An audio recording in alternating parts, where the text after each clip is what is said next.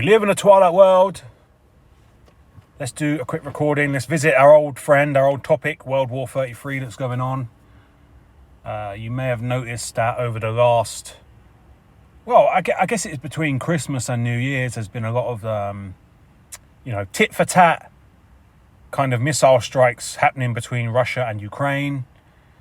And they're kind of ramping up the attention on the whole region, right? It's coming back. It kind of died down a lot. It never died completely, but I would say a good way to describe it is the way they're framing it has changed, right?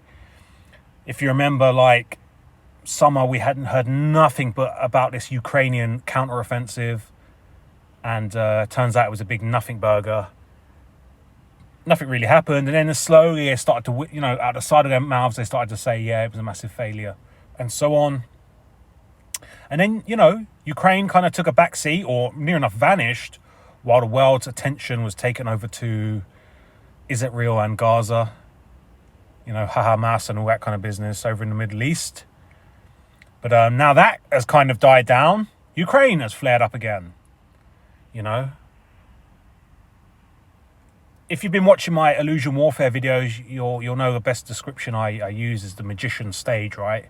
And how the magician uses spotlights to highlight something and then make other things disappear by keeping them in the shadows. Okay, we know about smoke and mirrors, but light and shadow is another important tool of the magician who creates illusion, yeah? A false, untrue perception of reality. So right now, actually, at the moment of this recording, the world's media has a spotlight on a plane crash that happened in Japan. You go on the YouTube right now, Google, even if you blow the dust off your TV and turn that back on, every single news media outlet is talking about the plane crash in Japan. So yeah, again, that further proves that they've got a monopoly on perception, and although there might be, 100 plus different mainstream news outlets, they all sing from the same hymn sheet when they are told to. They're all on the same page. Of course, you'll have moments where they pretend to bicker, they pretend to be at odds with each other to create the illusion that they are independent of one another. But, like today, they've all got the spotlight on Japan. And, it gives Ukraine, Russia, Gaza, Israel a break. It gives time for the hidden hand to go and, move the pieces around, move the set dressings around, rearrange the film set. Anyway, back to this, what we're going to talk about today. So I don't really, I've been honest with people, I don't really look at Ukraine that much anymore because, to give your energy to it is not a good thing, right? For me to look at it, for me to keep talking about it, I'm giving energy to it. I'm just being an agent of the double cross, right? But the last thing I seen of interest that piqued my interest was Forces News. If you don't know what Forces News is, they are like the military propaganda wing of the British Army, right? And, as we know, the British military is the top of the pyramid when it comes to militaries. They're in charge of the US military, the Israeli military, the Russian military, the Chinese military. So it's good to look at the British military and what they're predicting and what they're saying, because these fuckers know what's going on, right? It goes from the British military, then it goes up to the Ghost Legion, the 20th Legion, who are, the shadow troops, the foot soldiers of the hidden hand that go around creating all the chaos, right? Yeah, the British military is the bridge between conventional military, national militaries, and the Ghost Army, who are the masters of manufacturing and creating false realities and wars and even natural disasters and stuff. But anyway, the main thing was the big news that Russia has now got the biggest military budget per GDP in the world. They passed a bill last year allowing them to put 10% of their GDP into military expenditure, which is puts them ahead of the US now when it comes to military budget. So Yeah. By the way, this is the same map. This side here is just a focus in of this side if you haven't noticed that yet. So yeah, Poland, they have allegedly bought 1,000 tanks and 100 Apache helicopters. So they're massively ramping up their military presence. France, a lot of people are questioning France because France has basically put all of their next military budget into cyber warfare and overseas military bases. So once again, a bit like in World War II, a lot of people are kind of like, France, what the fuck are you doing? Because if you remember France and what happened in World War II, they built them... hang on. I pressed the wrong button.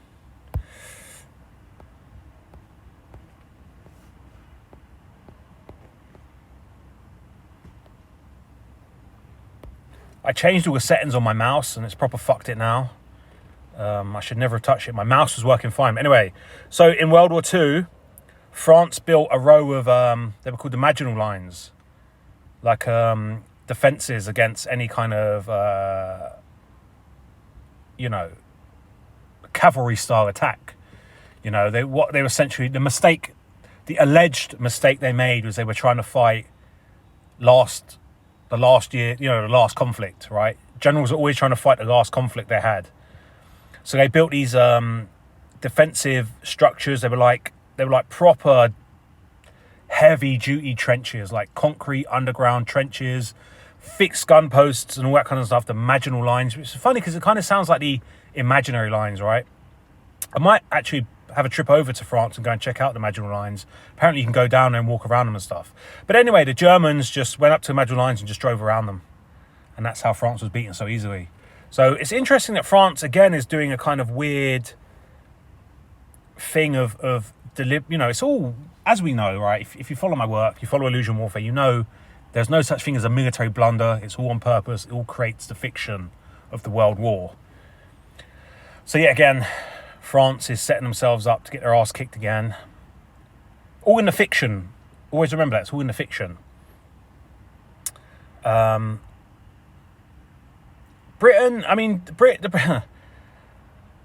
military spending is not clear yet where it's kind of heading.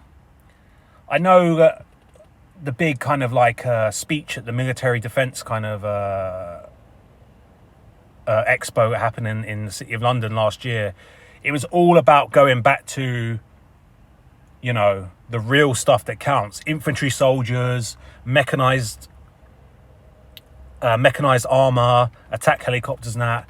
The preface being, I remember the guy saying, he said, you can't cyber your way across a river. You always need a soldier with a gun, which is kind of true, right?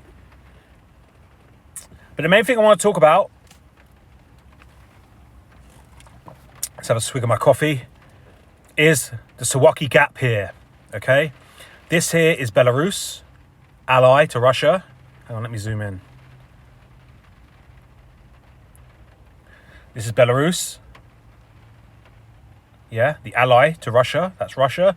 This is Kaliningrad, a Russian enclave, a Russian territory right here. And this is the Suwalki Gap.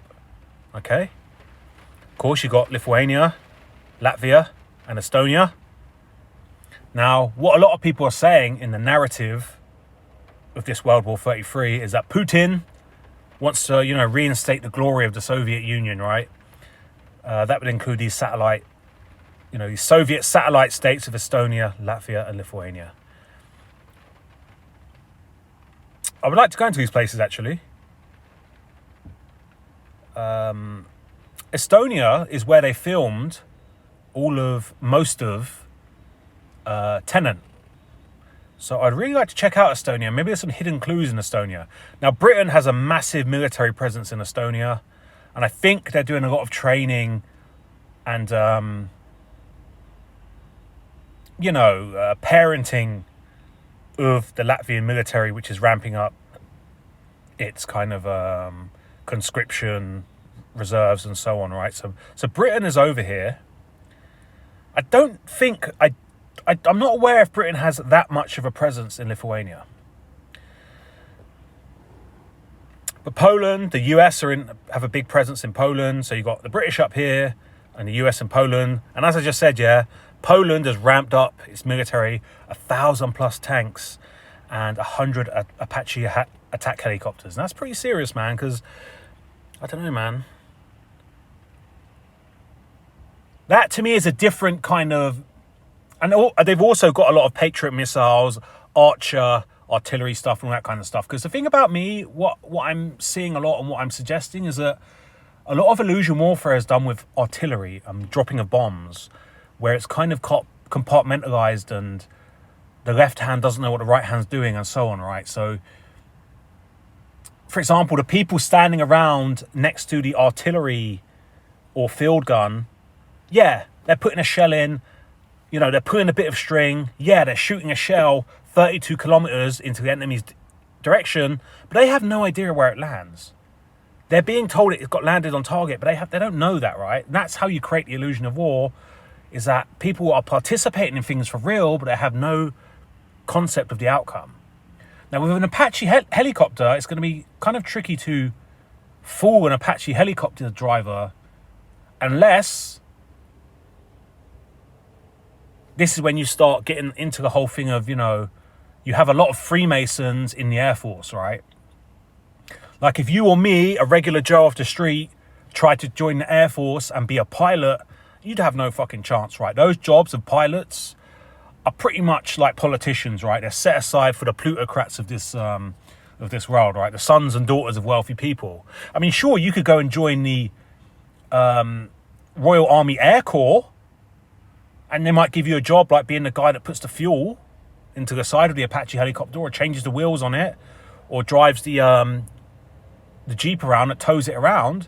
But the actual pilot job, these are very much reserved for potential... I'm suggesting, I don't know for sure, Freemasons, sons and daughters of politicians, the wealthier class, right? Now, can we really trust them on any level? Not only could some of them be part of the deception, I think that they are probably not the most intelligent people and are probably very easily fooled themselves. So anyway, back to this map here. All they have to do... So here's what it's sounding like from what the guy was saying, that Russian forces are essentially going to just close off this gap here. They're going to put tanks into the Suwalki Gap, connecting Belarus to Kaliningrad, shutting off Latvia, Estonia and Lithuania, right? Sealing them off. Now that's going to be very interesting, right? Because you will have British forces up here. And technically that means that Russia has now stepped foot on a NATO country, which means under Article 5, NATO has to react. The kind of saying is an attack on one is attack on all. And then that was it, right? So you can kind of see like the narrative of how NATO would have to kind of free up the Suwalki Gap and all this kind of shit. And that could be the big thing, innit? A standoff with Russian forces having a Suwalki Gap, and NATO kind of drawing up their forces, and there being a lot of peace talks and like, don't do it. You know, this is going to start World War III, blah, blah, blah. You can see where it could go, right? I'm not saying this is going to happen. I'm just saying, like, you can see how the fiction can be created, right? So easily. We've got to be careful of good old Poland as well. I mean, I love Poland. One of my favourite places, actually. Again, another place I could see myself living. Polish people are great people, but it seems unfair. But Poland, when it comes to world wars, keeps getting fucking a shit end of the stick, right? Poland very much seems to be a place that gets sacrificed. Will that happen this time round? I don't know. I do know if you go to Poland now, you'll see Poland's a very clean country, in my opinion. Like a lot of fresh, new infrastructure. And it's going to sound horrible to say, but there are some rewards to nations that are either sacrificed or play the bad guy in World War. You look at Germany and Japan, the bad guys of World War II. They came out on top. They've now got the biggest economies in their region. You know, Germany pretty much runs the EU. Japan is pretty much a powerhouse of Asia. On the world stage, they get they get shamed, and they'll always be in the history books, the bad guys. But for all the agents of the double cross, the Freemasons, the MI6 agents in those countries, they would have had their back pockets full with dirty money and rewards for, you know, creating the illusion of war and partaking in it, right? So yeah, man. Russia apparently has the ability to build a ridiculous amount of tanks per year. I think they have the ability to. I think it's heard like 1,000. They can build like 1,000 tanks in half a year, brand new tanks, or they can refurbish tanks, but they can pump out 1,000 tanks in 6 months. And I don't think anyone can compete with Russia on the tank front. Now that's very interesting because that is very similar to a game I played years ago on the PlayStation 1, I think. Maybe PlayStation 2, but it was called Red Alert 3. A game called Command and Conquer, which I quite liked, yeah, but it's one of them games where you're kind of looking over it like The Sims, and you get put on a big map, and you've basically got to, from scratch, set up a military and take out the rival military, which is over the other side of the map. There's also other little objectives, like you might have to like capture a power plant, take over a river or whatever. But this is funny because this is set in an alternate reality, right? The storyline is the Russians go back in time and they kill Albert Einstein. Therefore, the Allies don't get hold of the nuclear bomb, the atomic bomb. And then when they come back to their timeline, World War II is still going on. And the Soviet Union is still going. And they're pretty much the dominant force. And in this game, there's 3 kind of main factions that you can take. You can, do the campaigns in. There's the Allies, which is essentially the British Empire. Obviously, there's the Soviet Union. And then there's the Empire of the Rising Sun, which is, this is very much like 1984, right? Oceania, Eurasia, and East Asia. 1984. Now, these factions had different kind of abilities, right? So, the land of the Empire of the Rising Sun, they were all about technology. They had very high-tech weapons and armor and stuff. They didn't really have tanks. They had like big walking mech units on legs and stuff that could do a backflip and turn into a fighter jet. They had jeeps that could turn into like speedboats and things like that, right? Laser beam and stuff like that. The Soviets, they had quantity. They could pump out troops the fastest. They could pump out tanks the fastest. Their stuff was kind of inferior, though. Their soldiers were not very good, as they were put out so quick. But yeah, they had the mass. And then the Allies, they had the quality, right? So their soldiers tend to be better than the Soviet soldiers. Their tanks were better. Their aircraft was better. Everything was better than the Soviets, but it took longer to produce when you'd set up like your tank factory or your fighter jet factory. So by the time you've produced like one tank, they'd produce 2. And I think these guys might have been even longer, but like I said, their tanks had fucking lasers and shit like that, technology. So yeah, man, interesting how it's going, basically. How World War 33 is going. I predict it's going to go on for many, many years. Like the average World War goes on for 7 to 10 years. We are now only in, year 2? Very much at the Boer War, the boring part of it. Things might hot up this year, I don't really know. All I know is it's mostly going to exist on your TVs, yeah? On your Black Mirror devices. And you don't have to participate in it. And no bombs are going to land on your head. No bullets are going to go whizzing past your face. Just because there's a supposed World War III going on, it will mostly exist on a Black Mirror and in the theatre of the minds of the masses. So, don't let it ruin your life, man. Get out there and still enjoy your time. The war is always going to be in far off, distant, far-flung places, which no one's going to be allowed to go to. I guarantee that. I watched 1984, the film, the first time not a lot, yeah, about maybe 2 months ago.